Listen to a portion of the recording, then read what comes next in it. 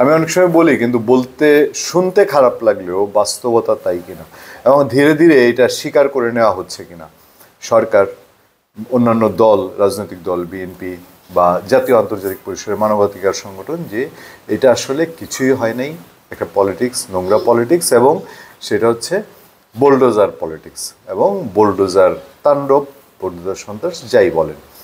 আওয়ামী লীগের বিচার নিয়ে কারো কোনো কথা নেই। আওয়ামী লীগ যা করেছে অসংখ্য কন্টেন্টে বলেছি যে এটা সীমাহীন একটা শাসন, এটাকে মানে বিচার আপনি আন্তর্জাতিক আদালতে করেন, কেউ বাংলাদেশের কেউ যদি বলে যে আওয়ামী লীগের বিচার করবেন না, তাকেও আপনি ধরে নেন।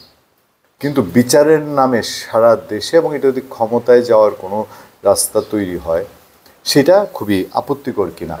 কেন আপত্তিকর আমি সে কথাটা আপনাদেরকে পরবর্তী একটা কন্টেন্টে জানাবো। ওই যে ছাত্র জনতা ইস্যুটি নিয়ে আমি কথা বলি, যে কয়জন ছাত্র কয়জন জনতা, তার আগে আমরা আরেকটা খবরের দিকে আপনাদের নজর দেই, আপনারা বুঝতে পারবেন বিষয়টা কি।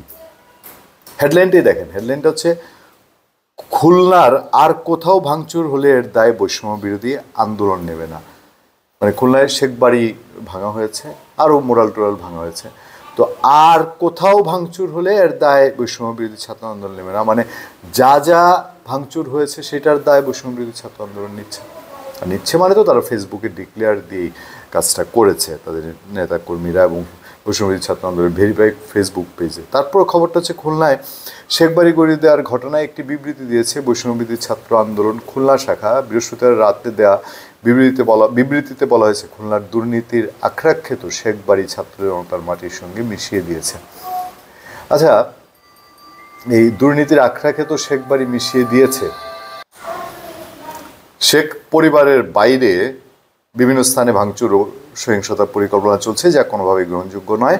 সব সহিংসতা থেকে ছাত্র জনতাকে বিরত থাকতে অনুরোধ করা হচ্ছে। বৈষম্যবিরোধী ছাত্র আন্দোলনের কেন্দ্রীয় সমন্বয়ক জহিরুল তানভীর এই বিবৃতি তার সামাজিক যোগাযোগ আইডিতে শেয়ার করেছেন। তিনি বৃহস্পতিবার রাত 9:30টার দিকে তার ফেসবুক টাইমলাইনে এই বিবৃতি পোস্ট করেন। বিবৃতিতে বলা হয়েছে, বৈষম্যবিরোধী ছাত্র আন্দোলন খুলনার সব সহযোদ্ধাদের দৃষ্টি আকর্ষণ করা হচ্ছে। 5 ফেব্রুয়ারি খুলনার দুর্নীতি আখড়াক্ষেত শেখবাড়ি ছাত্র জনতা মাটির সঙ্গে মিশিয়ে দিয়েছে। খুলনাতে আওয়ামী লীগের দুর্নীতির আইকনে পরিণত হয়েছিল শেখবাড়ি, এই জন্যই তা মাটির সঙ্গে মিশিয়ে দেওয়া হয়েছে। মনে একটা প্রশ্ন জাগে, দেখেন, বিচারের দায়িত্বটা তারা নিয়েছেন, বিচারের জন্য তারা কমিটমেন্ট করেছেন, যারা ওই 5 আগস্টে লাখ লাখ মানুষ এসেছিল। আচ্ছা, এখন এই বিচার কি নিশ্চিতভাবে তারা করতে পারবেন না? এই নিয়ে কোনো কনফিউশন তৈরি হয়েছে যে এই যে বাড়িগুলো যাদের, তারা কেউই কিন্তু এখন আইনের আওতায় না। শেখ পরিবারের অনেকের বিরুদ্ধে তীব্র ক্ষমতার অপব্যবহার, দুর্নীতির অভিযোগ একেবারে পাবলিকলি অনেকেই বিশ্বাস করে, কিন্তু তারা সবই খুব জাদুর বলে এই দেশ থেকে চলে গিয়েছেন। 5 আগস্টের ঘটনাটা তো আকস্মিক, কিন্তু তারা কেউ নাই। তাদের এই বাড়ি ভেঙে কি বিচারটাকে এমন একটা কোনো আবহের মধ্যে তৈরি করা, বিচারটা তারা সম্পন্ন করতে পারেনি, এই সময় কি গভর্নমেন্টের হাতে আছে কিনা, বা সব কি সেই সময় পর্যন্ত থাকতে চান কিনা? তাহলে এখন যে কর্মকাণ্ড, এই কর্মকাণ্ডের প্লটটা কি? বিএনপি তো অন্য কিছু সন্দেহ করছে। ধন্যবাদ সবাইকে, ভালো থাকবেন, সুস্থ থাকবেন, দেখা হবে, কথা হবে আপনাদের সাথে। আমি আতিক রহমান পূর্ণিয়া।